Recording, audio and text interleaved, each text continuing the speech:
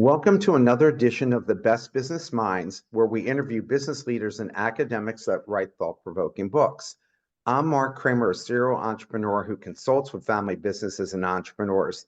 And today, I'm not in Vietnam working at Vin University. Today, I'm in Los Angeles visiting my daughters on my own spring break. So I'm thrilled to be here back in the United States. Today, our special guest is Dr. Lizette Warner, author of Power, Poise, and Presence, a new approach to authentic leadership. Dr. Warner, welcome. Hey, Mark, thank you so much for having me. Well, I really enjoyed your book, and it was actually a good read, and I read it during a 15-hour plane ride from Hanoi to Los Angeles. So it was well enjoyed during that ride, and it made it go very quick. Uh-huh. So let's start off with you telling us about your professional background. Yeah, sure. I am an engineer by training. I've got my uh, I've got a bachelor's in electrical engineering, and I got my PhD from the Mayo Clinic. And from there, I've worked in healthcare and executive leadership in healthcare for quite a few years, probably about 10, 15 years. Working on leadership teams, executive leadership teams, working globally with a lot of teams delivering software and solutions to our customers. And aside from that, I am an executive coach. So when I started in the people leadership area, I started training and using coaching skills to lead. And I started then coaching a number of executives in house and then out of house. And that led me down the path that I'm on today, talking to you.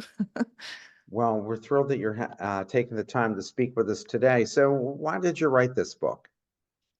I wrote it because I knew as a coach that I wasn't going to be talking to every single leader out there, and I kept seeing as I was coaching more and more people, I kept seeing sort of the same themes coming up, and I wanted to be able to give a resource to people from the confidential coaching confines and space that I worked in that could help others who were dealing with the same sort of problems, which was, being able to act or feel like they didn't have power, like they didn't have a powerful position, so they couldn't act.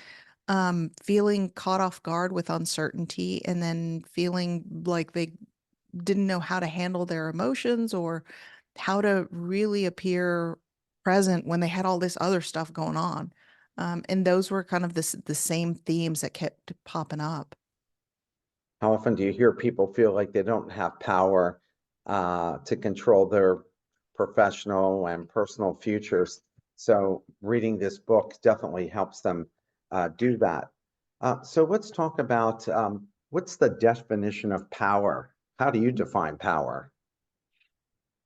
Yeah, that's a good question. You know, power is something that you have within you, right? A lot of times power, there's equations for how do you get to power, but each and every person exerts some level of power. Even if you think about it, little kids too, right? They sometimes can exert the most amount of power. Um, but the way I look at it and define power is that source of energy, and it embodies um, who you are at any particular moment and exerting that, making your presence felt. Please talk about the fire that could have burned your house down if your dad didn't act and what you learned from it related to power. Because I thought that was a very interesting story. Yeah, so it was the first time really that I saw what I felt, and it didn't occur to me till much, much later, right? So when I was a little kid, there was this incident that happened. I was at the next door neighbor's house, and one of the older girls had we were playing this game in their basement. And so it was me, a little older girl. She was maybe 7, I was maybe 5. And she had a little sister, and her little sister is 4, 3 maybe, had us all in the basement. And to me, what I thought was power was that person who, tells you what to do, how to do it. And she was older than me. So I felt, okay, she has what I thought was power. And her presence was felt. So anyway, she gives us these pieces of paper, she lights them, and we're standing on top of a mattress. And of course, the little one drops her paper, and the mattress sort of goes up in flames. And I'm sitting there looking at this, realizing that she's then telling me, like, stamp it out, stamp it out. And it's growing faster than any one of us little kids could do anything about. And as this fire is growing faster, I stopped. And I made a decision at that point, and I ran out. I was trying to get them out of the house, and they're like, no, my dad's going to kill me. So I ran out of the house. I ran next door, and I could remember, like, even to this day, the steps that I took, right? And the people I got out of my way. And that, for me, was acting with purpose, making my presence felt, and getting someone who could help, which was my dad, who came in, assessed the situation, got the girls out, got the mattress out, burned his hands in the process. And I think that sense of understanding that it wasn't the older girl telling me what to do that was powerful. It was that power within myself of assessing the situation and walking with firm purpose towards what I knew could help us. And that was a very powerful and also empowering um, action. And so I think that a lot of times that comes back to, power isn't a role. Power isn't being in a particular, having a particular, company designation or what your business card says. Um, Power is what you walk around with, and it is for no one to take away or give to you. It is what you have within you. And I found it at that moment. Did you have a whole different view of your dad after that? My dad has, and I don't know, for a lot of people, maybe it's the same, but my dad was always this very authoritative sort of person. Um, and the view that I had from him afterwards, and even now, I don't, if you would have asked him, he he he didn't do anything miraculous, right? He was just being himself. And again, that's another um the way I look at my dad, I think is different now than I did as a kid. Like as a kid, I don't know, he was dad. But now looking back with the lens of everything that I see, um, yeah, I do view him differently. And I don't think that he would have ever said that, he did anything remarkable or anything nobody else would have done. But clearly, I don't think other people would have grabbed onto the mattress, pulled it out of the house at the detriment of, like, his hands were bandaged for the next several weeks. Um, but yeah, that made an impact on me, and I didn't realize how big of an impact it made on me until I'm sort of reflecting back on it. Curious, was your dad in the military by chance? Had he ever served? No, he had never served. Just that day, a quiet hero. Yeah, but I mean that's kind of how he lived his life. He was that quiet hero, I think, throughout his life, and I don't think he would have ever said that he did anything remarkable. He was always sponsoring kids in other countries. It was really important to him. He was always there. Is this funny story about my dad when he was growing up? His family they were wealthy. They lived in Mexico, and by the standards, they were very wealthy. Well, he came home one day. He did his family had given him like a new coat. It was cold. He's walking home and he sees a man who's freezing, like it's cold outside. So he takes off his coat and gives it to the guy and just continues home. Like this was his mentality growing up. It was always about the other and not about himself. That was And my that was my dad too. Yeah. and I've taken after him. What's the value of having poise and presence as a leader? Mm. Yeah, poise is that capacity of, uncertainty. How many people in here are thrown off by uncertainty? How many people, that whole COVID year was a whole year of uncertainty for so many people. And leaders, especially, can get thrown off with that uncertainty. Parents, I consider parents as leaders, um, can get thrown off with uncertainty. At any particular age, something happens and your whole day might get sidetracked. And it really can affect the way you show up and the way that your it can turn your day from awful to or from, I've got a great day planned ahead of me towards awful. Um, so poise is one of those things of how do you handle uncertainty? How do you stay nimble when the unexpected happens? And so I feel like that is an integral part of leading. Um, as is, as is presence, as is being present to the moment, being present to your everything that's going on around you. And distraction can come up, right? It's a real thing, or doing two things at once, right? I read this article that you can do, you probably know about this as well, right? You can do um, listening and nothing else at the same time. That this aspect of you can, are you present if you're listening and you're doing something else? I know that happens to me quite frequently here at the house, especially with my husband who is asking. There was a I was working on something, and he would have come up, and we got to this point where I was, yeah, yeah, sort of responding to him, yes. And so then he starts saying, and I won the lottery. Yeah. And I gave all the money to Sabrina, our dog. Yeah. Yeah. And I'm sitting there, yeah, yeah. And it's like 15 seconds. What? Wait, what? How many times do our kids yell at us for doing that? I was like, Yeah, wait, but hang on. yeah. We Actually, won that the. just happened to me yesterday at dinner. Mm-hmm. So yeah, I hear you. Oh, Can poise be taught, and if so, how do you do it? yeah, that's a great question. Can poise be taught? Well, certainly for gymnasts, for athletes, poise is a skill, right? And obviously it can be taught.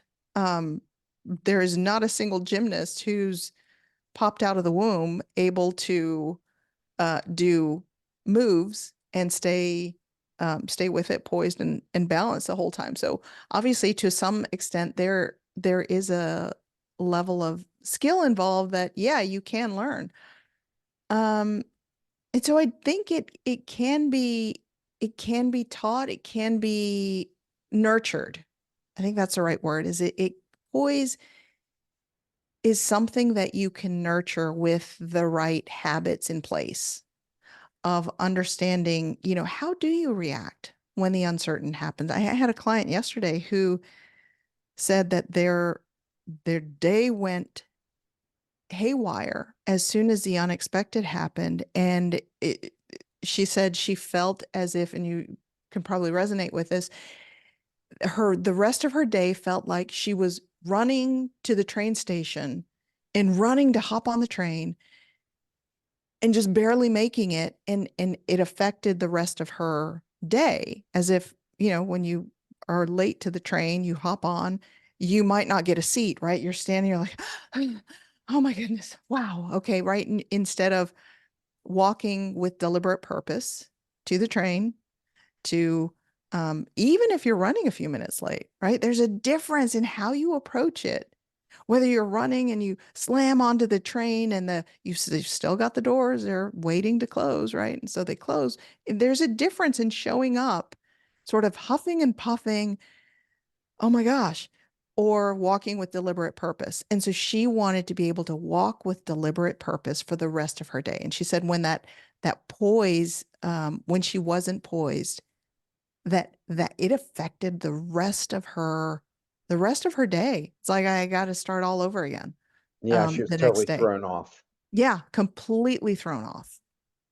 When things go wrong, many people become afraid of what will happen and panic. How does a leader get the troops to remain in the column? I mean, that's always, how people lose wars, how companies lose their place. Hmm. Yeah, I love that question, um, because there's a sense of when you're facing the uncertainty, or let's say the unexpected happens, and how do you deal with it? And how do you traditionally deal with it? Um, and then how do you want to deal with it? So when something unexpected happens, and truthfully, everything's unexpected. You might have a plan for your day, but your entire day, it really is unexpected. It's one expected moment to the other. So what of that is under your control that you can impact? And what of it is the piece that is outside of your control? And understanding that there are certain things that are outside of your control, and okay, let's roll with it. And what is inside my control? And then how do we approach that? And having a grasp or an ability to be able um, to identify that piece that is in your wheelhouse or in your control, and to stay focused on that. When you can start to uh, dissect, sort of dissect it out of w- what is really the piece that's not in your control, away from what is, and then keep your troops focused on what is the next, what's the next step. We might not see all the steps down the path, but what are the next few steps towards our end, towards the end goal? And then sometimes, your end goal, maybe it has to shift a little. How many different styles of leadership are there? Wow. That's maybe a good question for you, Mark. Because I mean, because you see all types of, way people lead. Some are very charismatic leaders, Uh-huh. and people follow them. Some of them are quiet leaders and do by example, right? Mhm. Some people can maybe have a combination of both. Some people are just smart, and people follow them just because they're smart. Some Uh-huh. people can lead, but they're not managers, and management gets confused with leadership, right? Because Yeah. Steve Jobs was a great leader, Mhm. but not a good manager. Mhm. And if it wasn't for, Steve Wozniak and Tim Cook, there wouldn't have been a Steve Jobs, right? Yeah.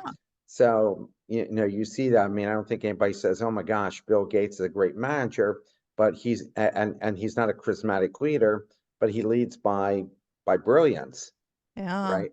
Yeah. So there's like so many different types, but when you look at them, is there like a few kind of things that people fall into one bucket or the other? Yeah. Okay. So the way I'll answer that is for everyone who's listening, just to consider the way that you show up in the world. We are all distinct, unique individuals. And while there may be sort of certain archetypes of leaders, even within that, I think there's such a broad range of how people can lead. And so to answer your question, how many different types of leaders, it boils down to how many different types of people do we have? It's each person, just like you mentioned, is going to lead in their own particular way. There's not another Steve Jobs, even though there might be other people who are like, or maybe even have the same sort of personality. There's nobody else who's going to show up the way that Steve Jobs showed up. And I think oftentimes we want to, and it's fine to have those role models of, okay, that's kind of how I want to show up, but understand that you showing up here, Mark, there's not another Marc Kramer. Thank And God. right. My kids are Right. like, whew. And even if you had a twin, Mark, Yeah. even if you had a twin, you two would show up completely differently because you've got complete different life experience behind you. And so I think oftentimes as we're in the workplace, we see people modeling, modeling leadership. And it's like, okay, that's how I should be. And I take the stance of you should be who you are. There's no other leader like you. So what makes you unique? And what are your particular strengths that you can bring to the workplace? Sure, flavor it by, um, certain other characters and personalities that you see and people that you admire, but understand that there is no other you on this planet, and the entire world needs you to be you. It's, the good thing is there is so many leadership styles because and there's so many different ways of going about because some people would be intimidated by thinking I could never do it that way, but watching other people. I mean, Napoleon was what, 5'5", and George Washington was 6'3", Yeah. and there have been, Queen Elizabeth, led for 75 years. And so they all comes in different shapes, sizes, and styles. So I think that's reassuring to people that you don't have to fall into Yeah. uh, one style, right? I mean, Yeah. that's the good thing that we learn. Um, do men and women have different leadership styles, and or is gender irrelevant? Yeah. I don't know. What do you think, Mark? I deal with a lot of different people, but I would think that in my own case, I think men and women do have different leadership styles Mhm. when they do it. Yeah. And I'm not saying it's gender specific, but I think our approach is kind of different, and I hear that all the time Yeah. from people. So I tend and to different agree. by Yeah. origin, certainly somebody, I'm in Asia, so Mhm. people lead a different way in Mhm. Asia. So I think cultural counts. So tell me what what when you look at it, what do you see? Yeah, and the reason I asked you is because you've got such a diverse world experience and having lived in other cultures. I know I've worked globally. I've worked around the world, and have worked with men and women in the coaching space that I work with leaders. This is a safe space where people that I work with can talk about whatever is how they're leading, how they're showing up, what they're dealing with. And so we tend to go kind of deep and see what's behind the curtain, right? Because we're in this particular safe space. And from that space, I mean, what I can share with you is that I do see differences, and some of the more distinct differences, and I talk a little bit about this in the book, is where um I may have someone who's unhappy in the workplace. And oftentimes what I see with my female clients is that they're unhappy in the workplace and they'll stomach it without saying anything um, until they realize, okay, where am I going next? Right? We want to make sure that our family's taken care of. Um, we're not losing income or anything, and want to make sure that, okay, that next step is secure. And so when they hand in their letter of resignation, like it's done, it's a done deal. We've already got something else. My mind's already there. Um, and with my male clients, they um, they explore leaving already earlier, even maybe before my female clients, and they will take that risk of pursuing a job that's outside of some even their own space.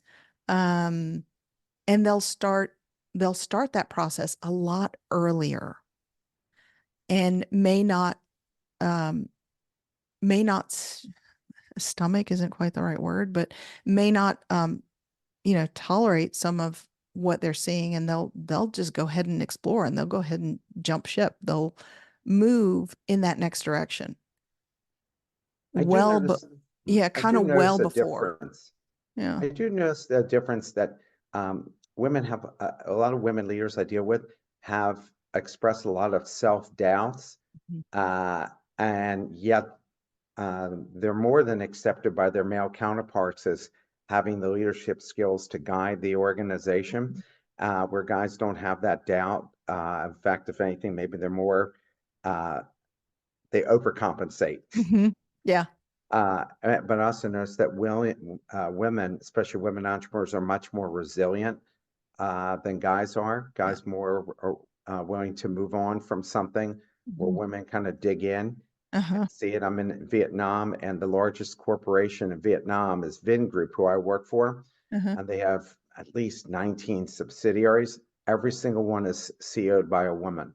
Uh, And I'd say about 80% of the entrepreneurs are women, yeah. CEOs of companies. It's Yeah. astounding. I mean, like nowhere else can you Uh-huh. see something like that. Even in Asia, they tell me Vietnam's like a very unique place that there women abound in powerful positions. Uh-huh. And there, I don't think Vietnam's ever had a woman leader for the country, but women are throughout the leadership Mhm. of the country.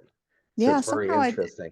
yeah, it is. And as you're talking about it, I'm somewhat not too terribly surprised to see that. Um, because if you think about it, women do play a huge role in leadership, even away from away from corporate structures.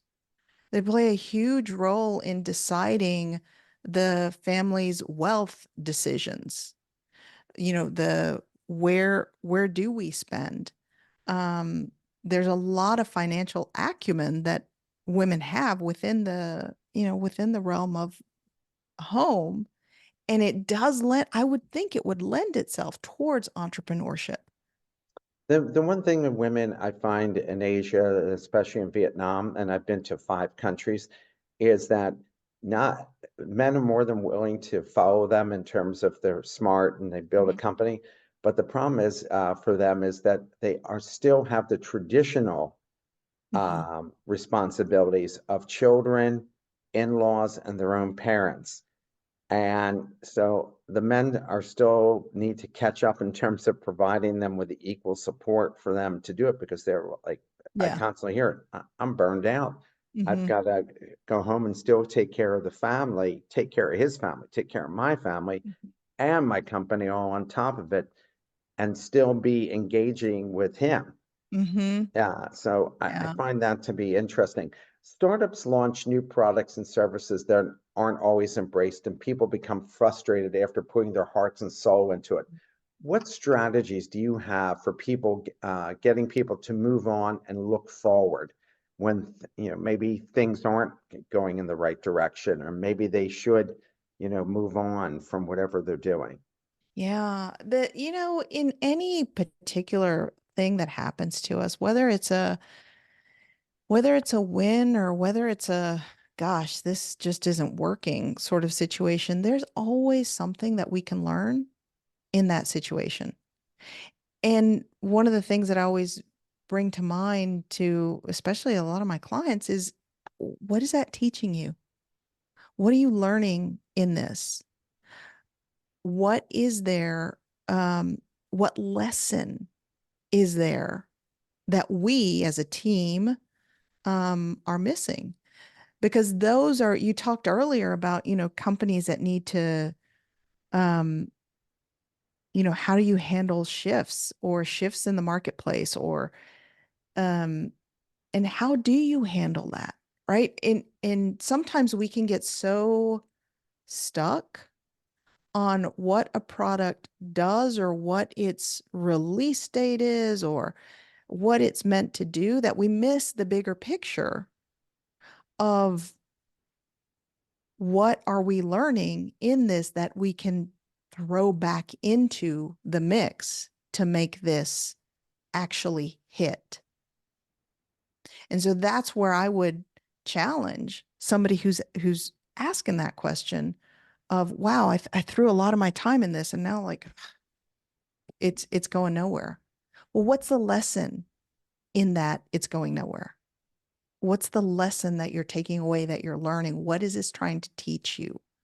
And how can you bring that back into either your product or service, yourself, your team, your organization, on how you're dealing with this, or how it affects the product, or maybe that product that you designed isn't landing. And if it's not landing, then why? Right? So take all of that information, and instead of labeling it as failure, as I didn't succeed, you've learned something. And you've learned something more in failure than you do in success. No Because, question about that. right? I mean, success tells you, yeah, and it feels great, right? Yeah, we did it. Okay. Let's move on. But why did you succeed?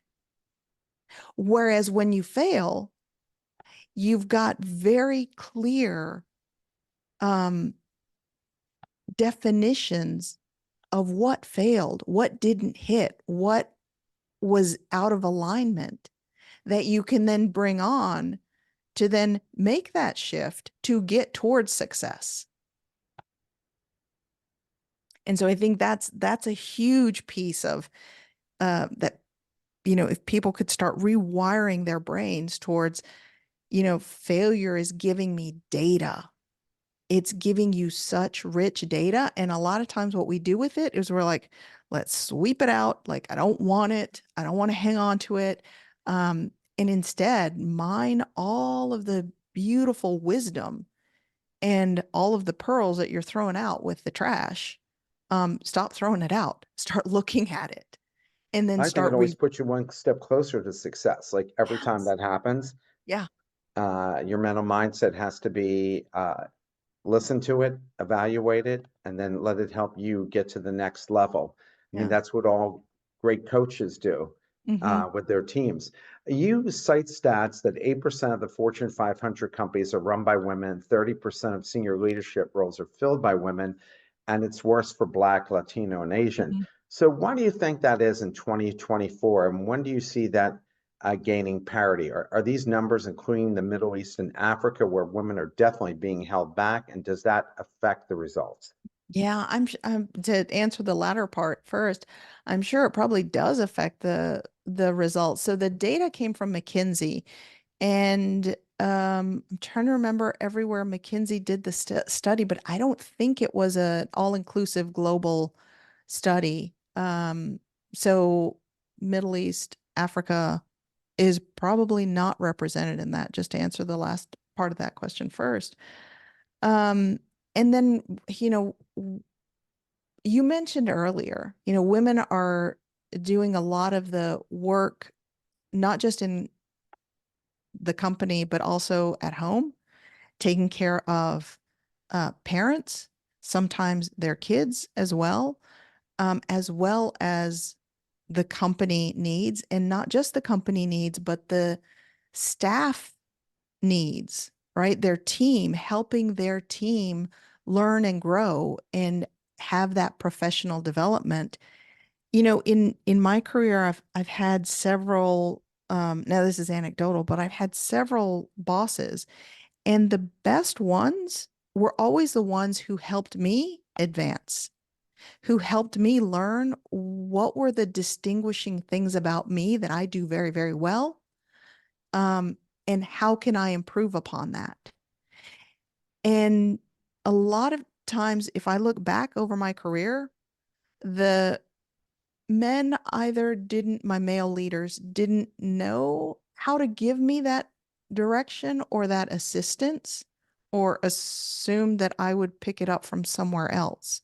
So not only are women contributing at work towards the organizational goals, but they're also developing the personnel and taking that on um, as another burden, let's call it, right? It's something else that they're doing, and it's in many times not being recognized. There are a lot of employee resource groups that have popped up, and those are typically all volunteer organizations. And many times the leaders for the employee resource groups are women who are also doing their job, who are also taking care of kids at home who are also taking care of groceries, of paying bills, of elder care as well. And so all of that has an impact that I talk to more and more. I don't know if you see this, but I talk to more and more women,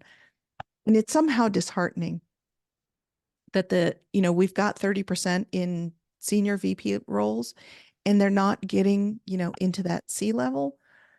But a lot of it, quite vulnerably, I'll share here with you, Mark, is that a lot of those women are telling me, like, I just want to get out of corporate America. Like it's just not for me anymore. I can't keep doing this. I can't keep not taking care of myself, not taking care of my family, not taking, like, I need something um that I can own and do myself as an entrepreneur. That's why when you shared, there's a lot more, women Yes.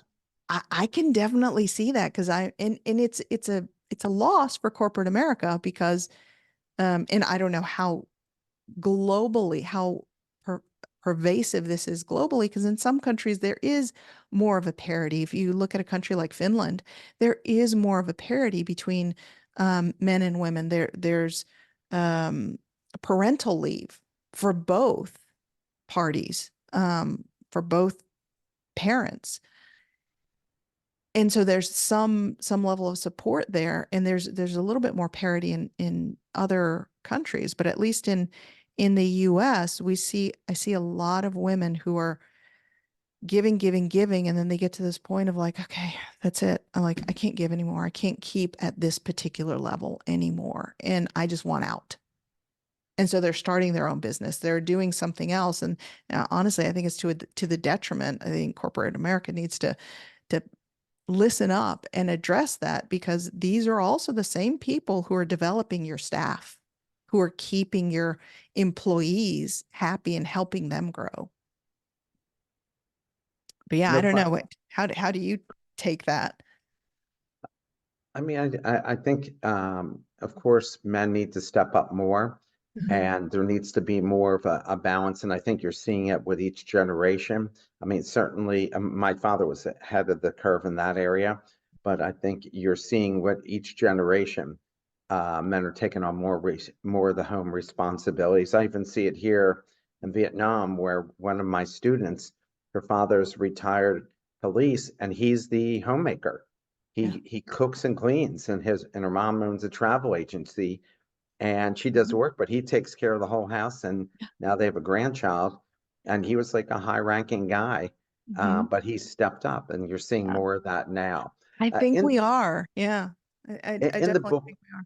Sorry. in the book, you mentioned the importance of resiliency. Many people, when knocked down, lose all of their confidence. And when you've been knocked down, what has been the process of bouncing back, and what do you teach your clients? So when this has happened to you, how do you handle it? And you mentioned this in the book. Yeah. The problem with getting knocked down is oftentimes we're forward facing, right? We get knocked down. What are you looking at? You're looking at the ground and you're looking at, okay, how do I get back up?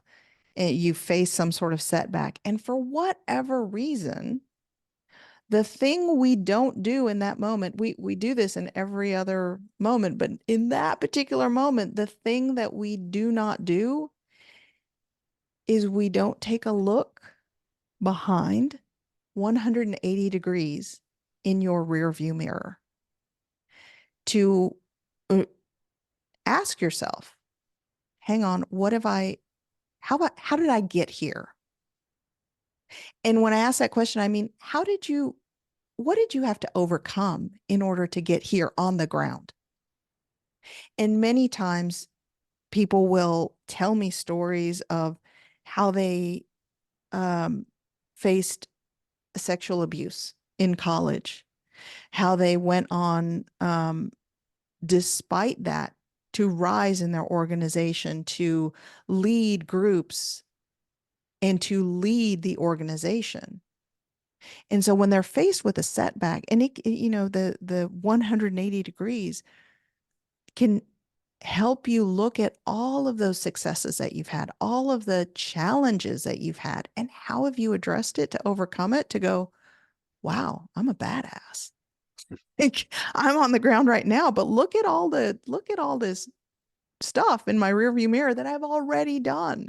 And for whatever reason, right, we're plastered on the floor, we face this setback, and we're like, it just, wow, I stink, right? But when you turn around and you look, Mark, look at the life you've led. Living in Vietnam, look at the podcasts that you've run, how many books you've read, how many lives you've affected by doing your simple thing that you show up for to do with perseverance and with persistence. And look at the network you've developed, right? You have done something that no one else has done. And yet we face that moment of like, oh wow, that podcast didn't land very well. Like that one didn't go very, it didn't hit a big audience or whatever. And so we can get down on ourselves, but then turn right around and look at all the crazy, amazing stuff that you have overcome to go, what am I doing on the ground? Let me get right back up. I got something bigger ahead of me. I know it. Right. And Y- that's resiliency, right? That's how you can pull yourself out of that. I think I always look at and say there's no upside to downside. Hmm. Like if you're gonna you can try for a day, but you got to brush yourself off because nobody's gonna care. Yeah. It's up to you to do it. That's why almost in everything in life, losing weight, getting graduate school, whatever it is, it's on Mhm. you at the end of the day. Yeah. And if you get knocked down, it's on you to get yourself back up. Hmm. I mean, I'm gonna have to I'm gonna have to cut this part of the tape out that you just said all these good things to me so I can replay that in my bad days. Um, but I think at the end of the day, that's really what it comes down to, because sports is the greatest teacher. And when you see people get knocked down and they manage to get back up, that's why Rocky was such a favorite movie for people, is because they could relate to it. And they saw him, somebody who wasn't really talented, and he managed to get back up, persevere. And even though in the first one he didn't win, the fact that he got back up again is was all that's what winning is. It's just getting back up again. It is. Winning is getting back up again. Winning is showing up.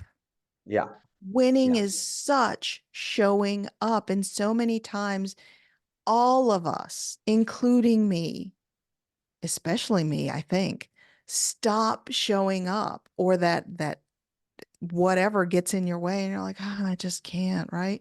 But it's that showing up that really propels you forward. And that's where crazy success lies behind, showing up and being persistent. I know this, it, can I share a Yeah.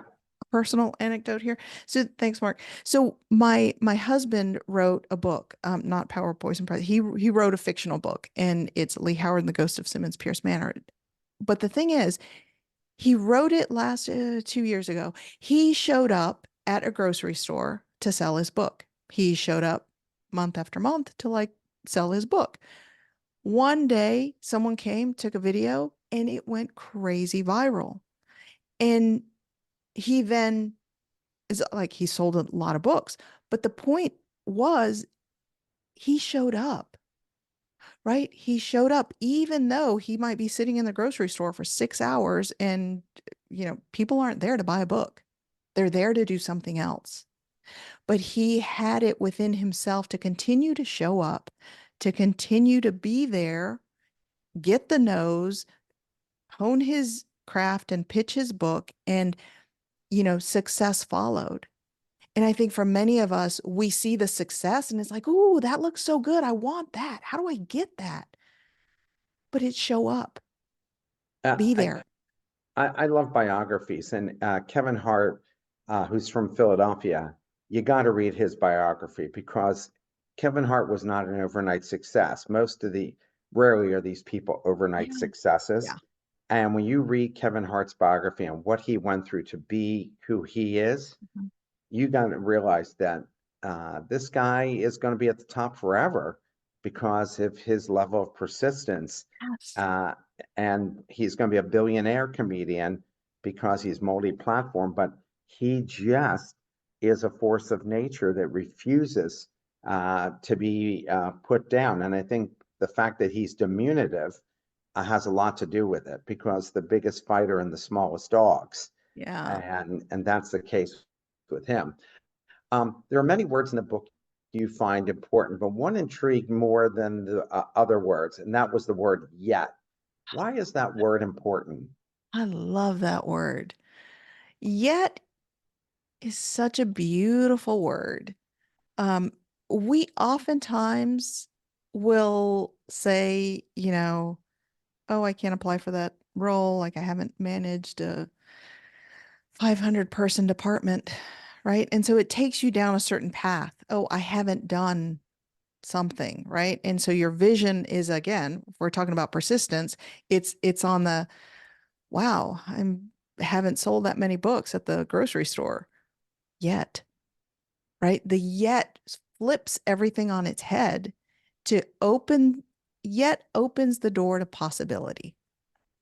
And yet, I think, is one of those persistence building skills, and how you can approach a situation that maybe isn't even, doesn't even have the greatest outlook, but it can turn into a yet moment.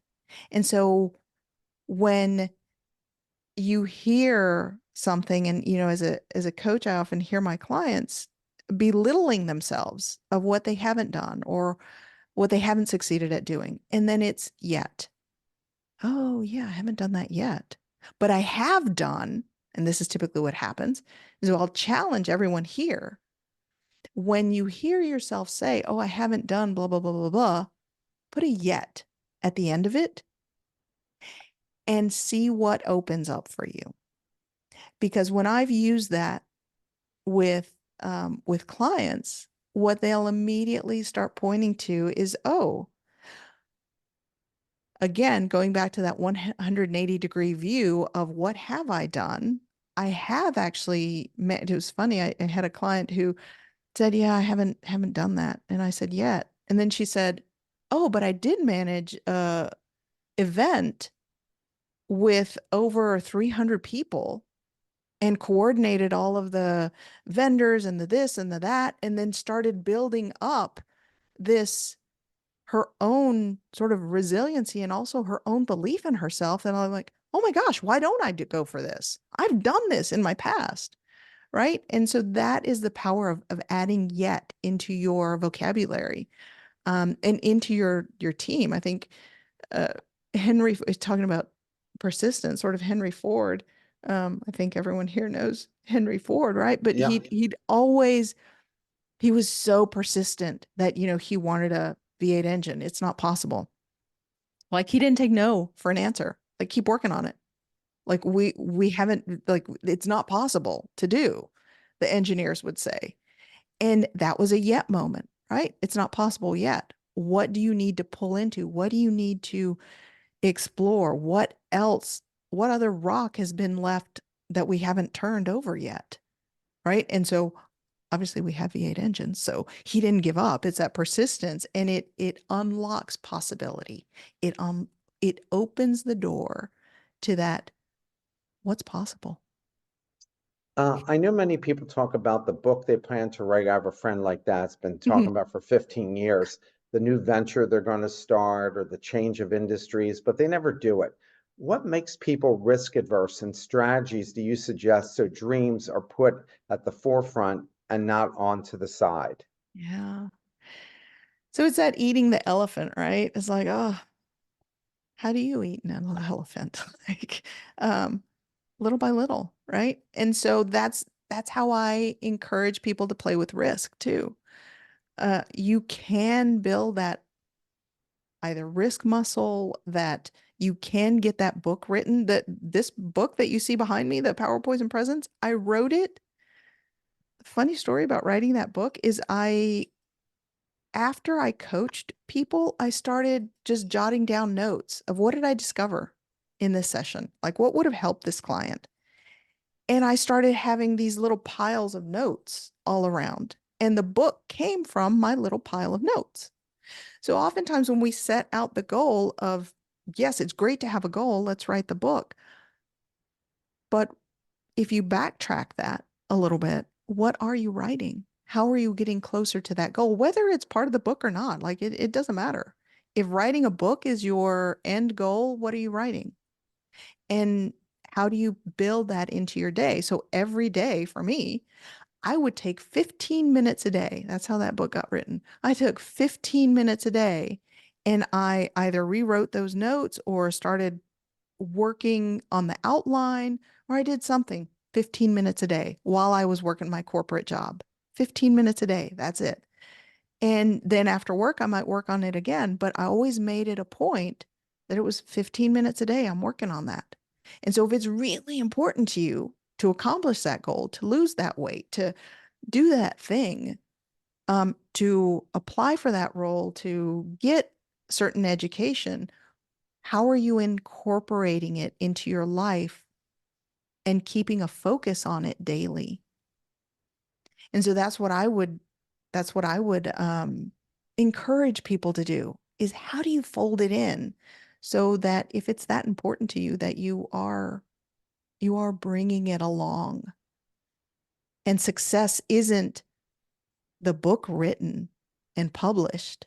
Success is that I took 15 minutes a day to write. And have the discipline to do it, because everything Yeah, in life requires, anything good, right, requires discipline. absolutely. Yeah. And that goes back to the persistence. Yeah. Persistence probably more than even discipline.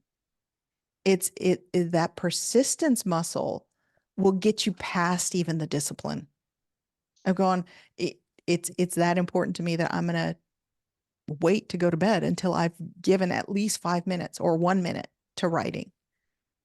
Yeah. Um, can you explain your analogy of biomarkers and why you write changing your biomarkers is in your control?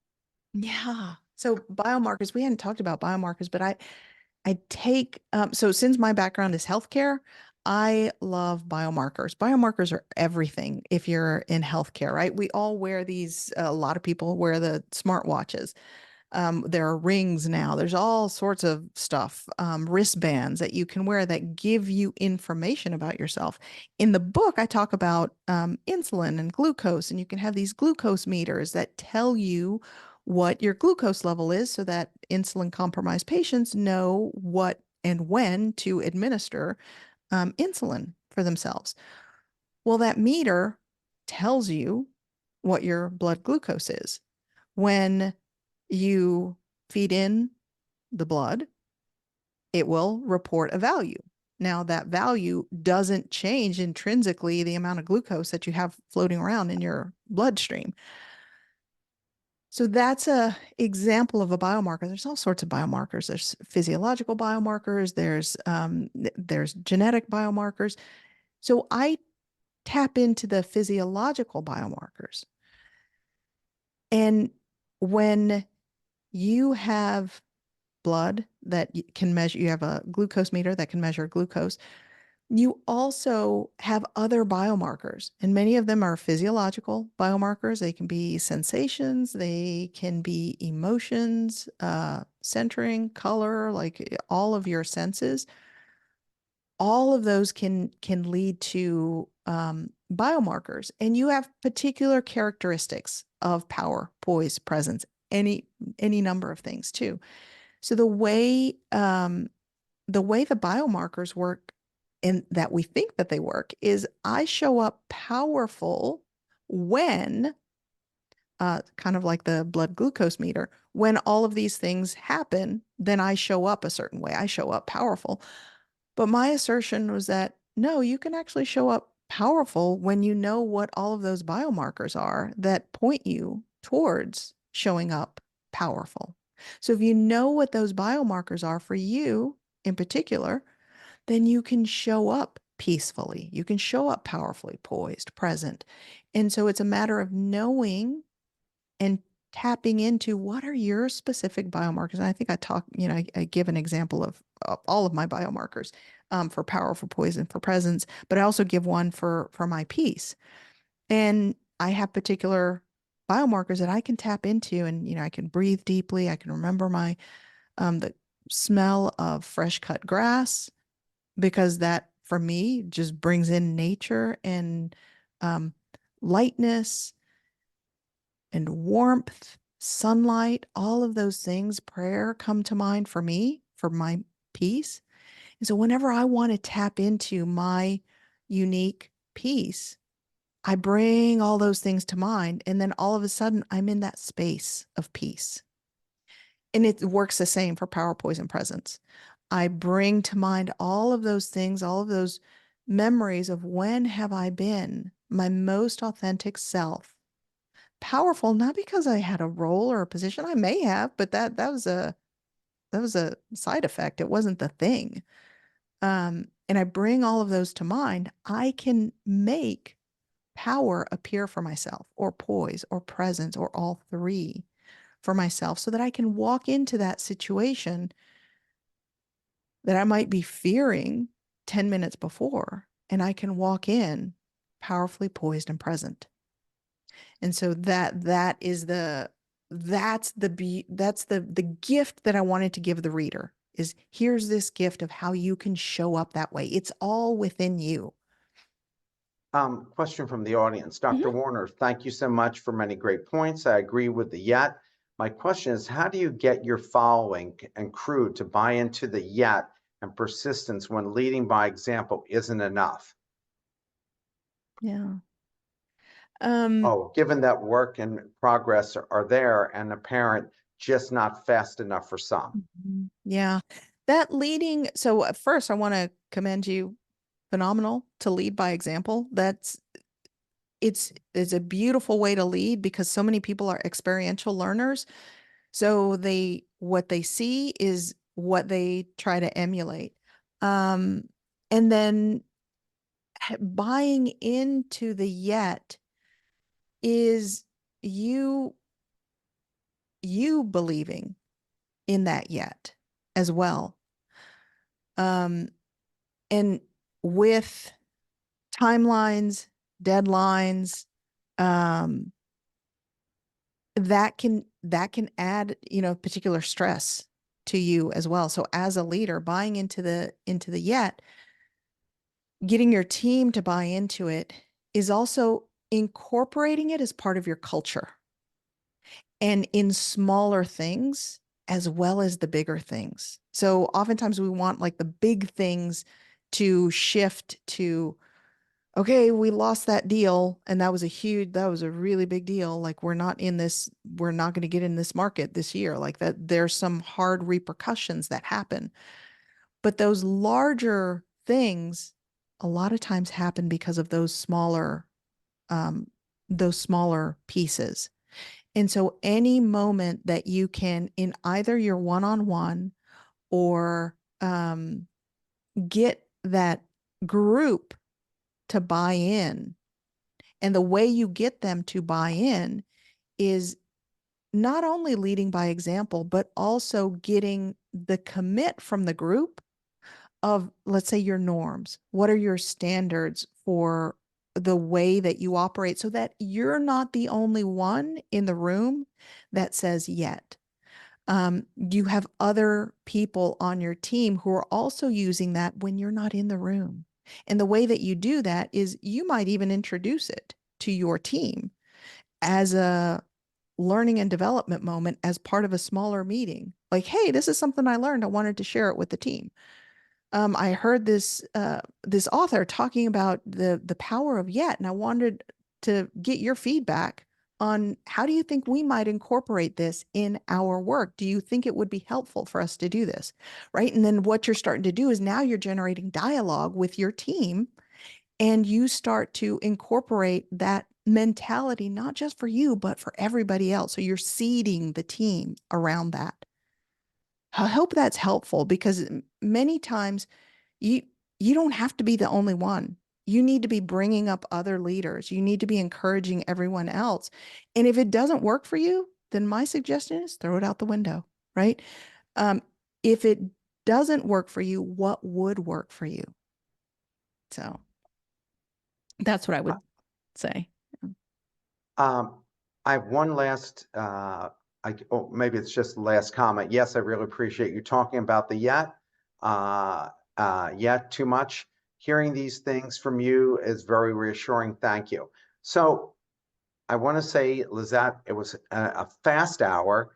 I thank you so much for taking the time to speak with us and for the good work you did with your book. I hope that you'll write another book and we'll have you back again. And I hope you have a wonderful weekend, everybody. We look forward to seeing you next week. And I'll still be in the United States even next week. So look forward to it. Thank you, Mark. And thank you to your audience. Have a great weekend, everybody. Take care.